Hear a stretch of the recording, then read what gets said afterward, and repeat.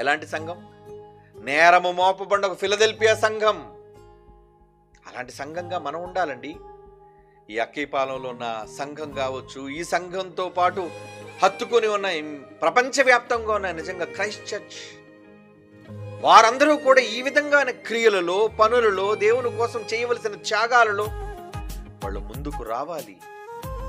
పేదవాళ్ళైనా, లేమిలో ఉన్న, ఇచ్చిన వాళ్ళు ఎంతో మంది ఉన్నారండి, చేసిన వాళ్ళు ఎంతో మంది ఉన్నారండి, సహాయపడిన వాళ్ళు ఎంతో మంది ఉన్నారండి. ఇదిగోండి, మేము ఈ పనిలో పాలిభాగస్తులము, మీతో పాటు మేము సాకారులము. కింద ఆంజనేయులను వచ్చాడు చూడండి, పిలవలేదు, చేయలేదండి. అందరు మాకంటే ముందు వచ్చేసాడు, 10 రోజుల ముందు. ఫోన్ చేయలేదండి మీరు రానా అన్న అని. అంటే ఇలాంటి వాళ్ళు ఎవరన్నమాట? దేవుని పని కోసం పరుగులు ఎత్తుకుంటూ వచ్చేవాళ్ళు వాళ్ళు. అలాంటి వారుగా మీరు ఉండాలి. దేవుడు పని అనేసరికి నేను చేస్తాను అని నీకు నువ్వుగా సిద్ధపడి వచ్చేయాలి. అది ఎవరికి లాభం? మాకు కాదు, నీకు లాభం, నీ ఆత్మీయ జీవితానికి లాభం. నువ్వు వస్తే నీతో పాటు వచ్చే నీ కుటుంబానికి లాభం. ఎందుకంటే ఆశీర్వాదం ఉంటుంది కదా. కుటుంబానికి యజమాని చేస్తే ఆ యజమానికి ఉన్న ఆశీర్వాదాలు అంటే ఆ కుటుంబంలో పిల్లలకి, పెద్దవాళ్ళకి, భార్యకి అందరికీ వస్తాయి కదా.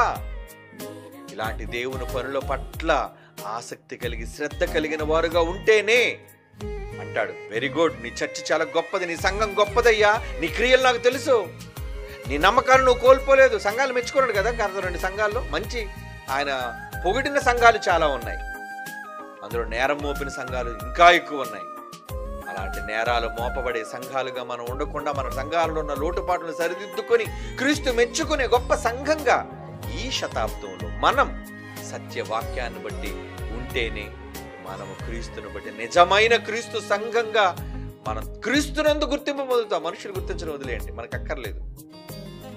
అలాంటి గుర్తింపు పొందే సంఘంగా మీరు ఉండాలని హృదయపూర్వకంగా కోరుకుంటున్నాను. God bless you all.